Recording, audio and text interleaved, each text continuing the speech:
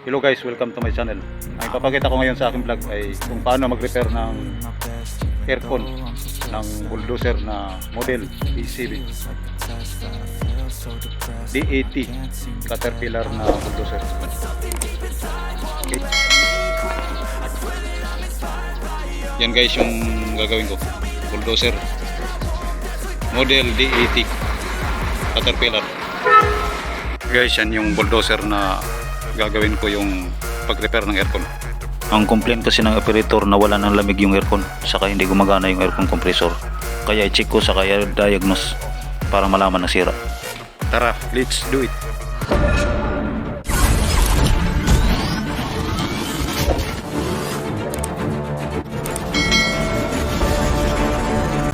Guys, salpakan ko muna ng gauge manifold itong service valve ng low side or suction line.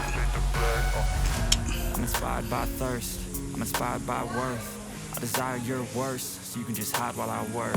I ain't tired, you Yan guys, meron pang laman na pre. about the lies you go disperse. You never did. Sinalpakan ko na rin ang adapter sa side.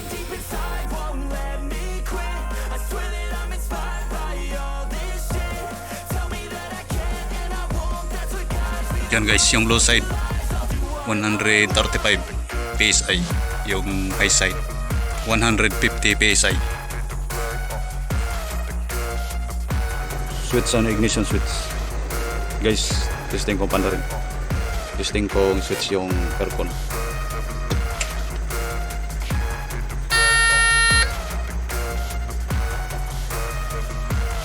One last one.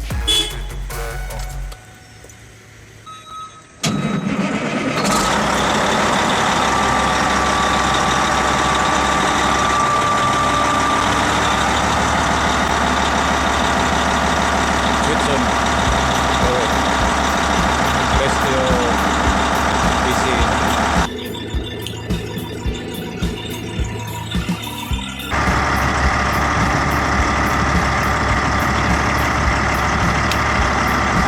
Guys, blower lang ang gumagana pero walang lamig ang aircon. Kaya i-troubleshoot ko muna saka ayusin ko yung aircon.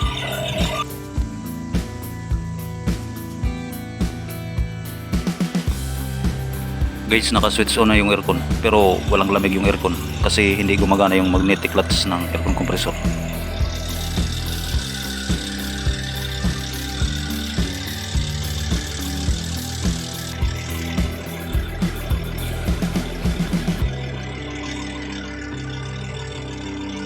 Hindi nag-i-engage ang magnetic clutch. Guys, ipapakita ko lang yung kung paano mag-check ng magnetic clutch or magnetic coil ng aircon compressor. Guys, ito nga pala yung connector, ito yung wiring. Guys, ito nga pala yung wire ng papuntang magnetic clutch. Ito yung connector. Yung red yan yung positive, yung blue green yan yung negative. Light blue pala, light blue. Yan yung negative. Guys, i-disconnect ko.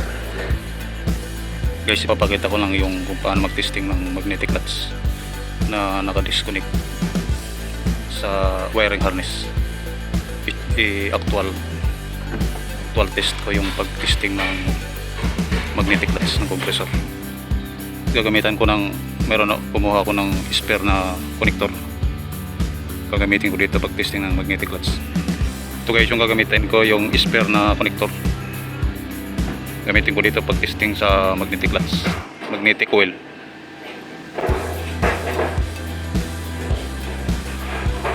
Ito nga pala yung wiring harness, yung grid. Ito yung katapat niya, ito yung black na wire. Ito naman yung brown, ito yung negative.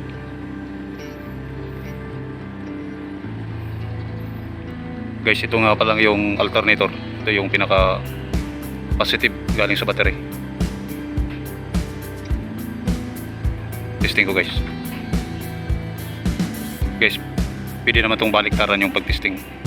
Reversible. Pero yung pinaka kung susundin yung wiring, yung green, yan yung positive.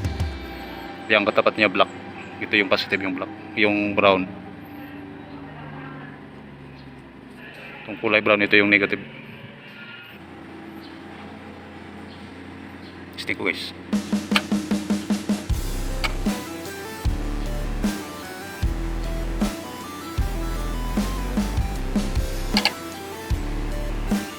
Baliktarin ko naman guys.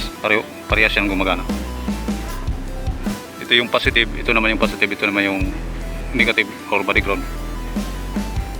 Isundot ko sa positive yung wire. Yung isa naman sa body ground.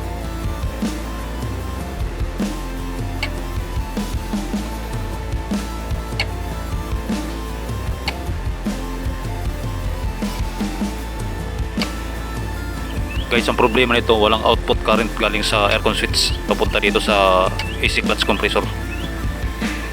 Guys, pag actual na nilalagyan ng power supply pag testing, pumapalo yung magnetic clutch. Yan guys, nakita nyo na gumagana. Buo pa yung magnetic clutch.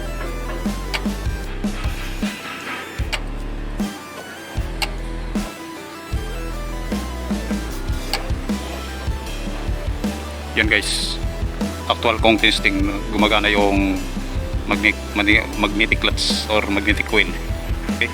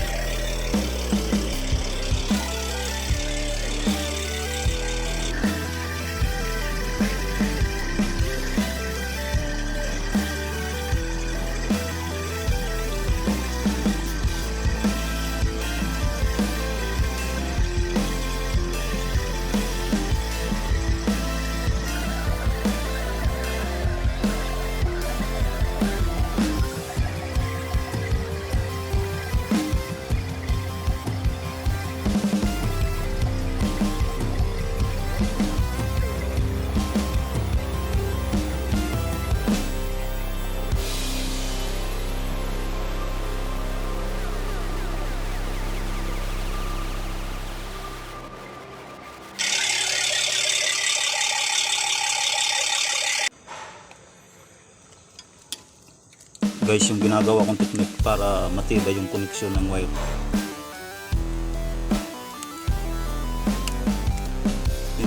Dito ko pinapadaan sa gitna. Ginagawa ko ng butas.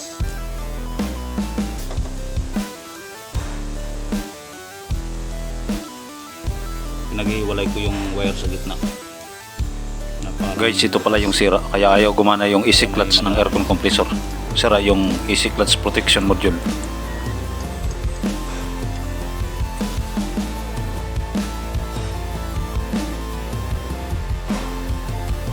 Saka ko insert yung wire, then twist.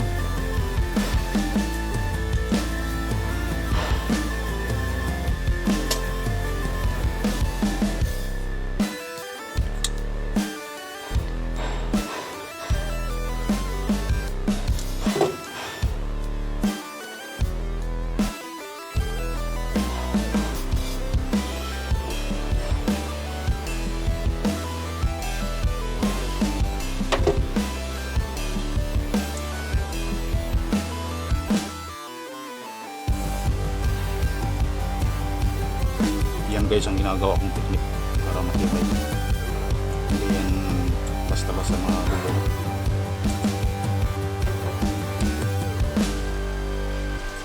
Kasi parang nakalak yan, nakalak.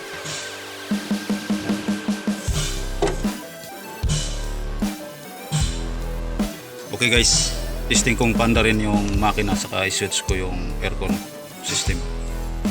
Switch ko yung aircon. Titignan ko kung gagana na yung aircon compressor. Ayan guys, naka-bypass na yan. Ito yung input. Ito na yung galing sa switch, yung yellow. Switch ng aircon compressor. Ito naman yung papunta na doon sa yung pink. Ito naman yung papunta na doon sa magnetic clutch ng aircon compressor. Yan. Guys, try ko munang panda rin yung makina, saka switch ko ng aircon.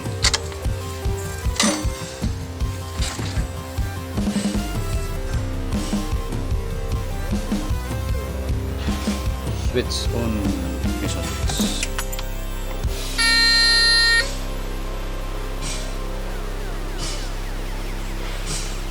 One blast horn. Start.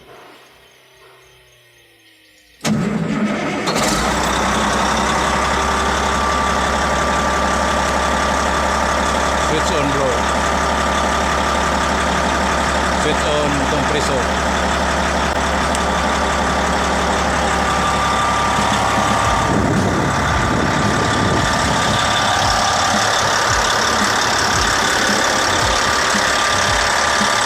Yan guys, magana na yung compressor.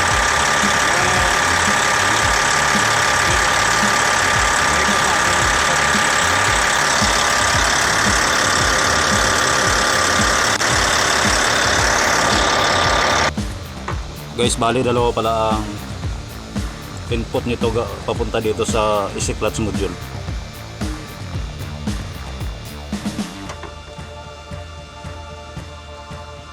Parehong galing sa aircon switch. Parehong galing sa AC clutch switch. Ito yung orange, negative input. Ito naman yung yellow, ito yung positive input para dito sa AC clutch protection module. Kaya ang ginawa ko, dito ako sa positive, kumuha ng supply papunta na dito sa kulay pink, papunta na dito sa pink na wire, papunta na dito sa AC clutch ng compressor. Ito yung black, ito naman yung negative or balik. Guys, bali dalawang input, isang yung yellow, ito yung positive input, yung kulay orange, ito naman yung negative input. Para yung galing sa aircon switch. Okay guys, pandarin ko na ulit. Tamang pressure sa aircon switch. Malakas pa ba yung bomba na?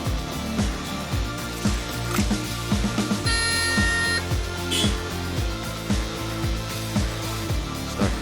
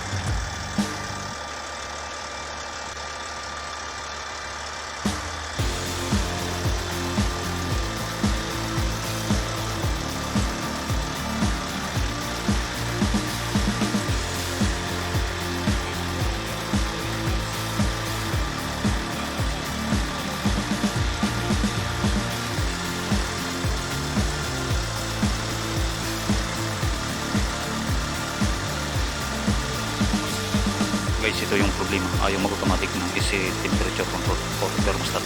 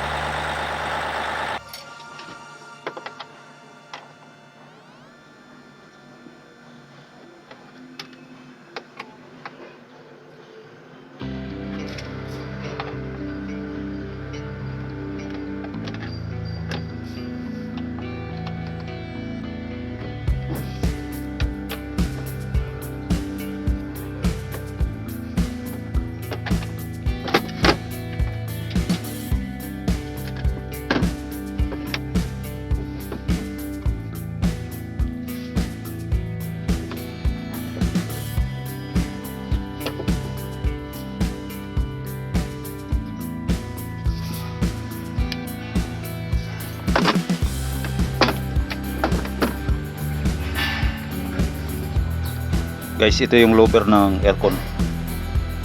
Dito naman sa loob yung evaporator coil.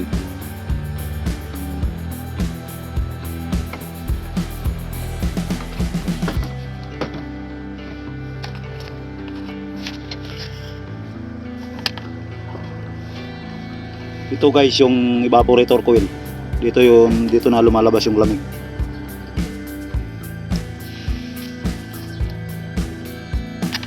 Evaporator cooling fuel.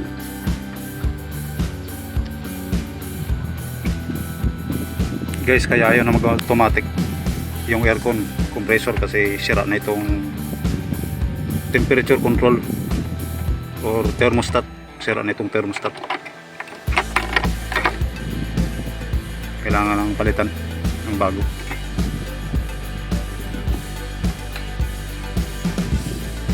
Ito rin guys ang dahilan kung bakit nasira yung AC clutch protection module kasi hindi na nag-automatic. Sira na itong thermostat switch, sira na itong temperature control. Testing ko ng pandaran guys para malaman ko kung gagana na yung aircon compressor kasi nag-modified ako ng aircon wiring. Nag-install ako ng additional relay, boost relay na 24 volts para sa magnetic clutch ng aircon compressor.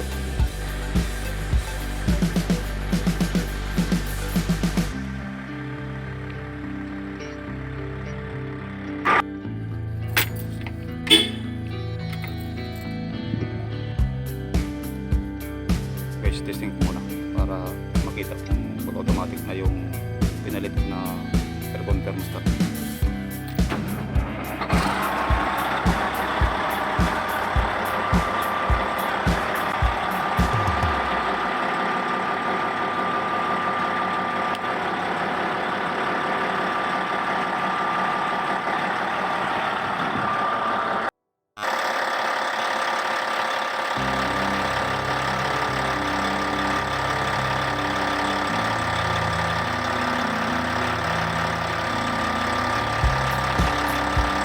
Guys, pinalitan ko na rin ng bagong aircon thermostat switch.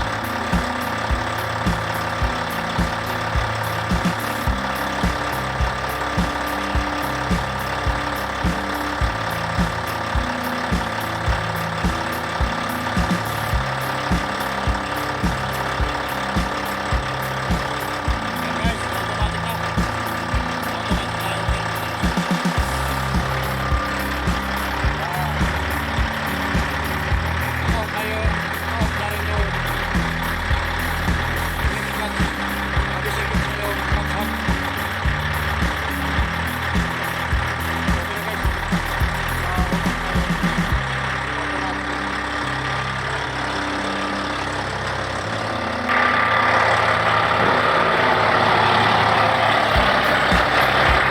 Okay na guys, malamig na. Naka-automatic na yung thermostat. Job well done.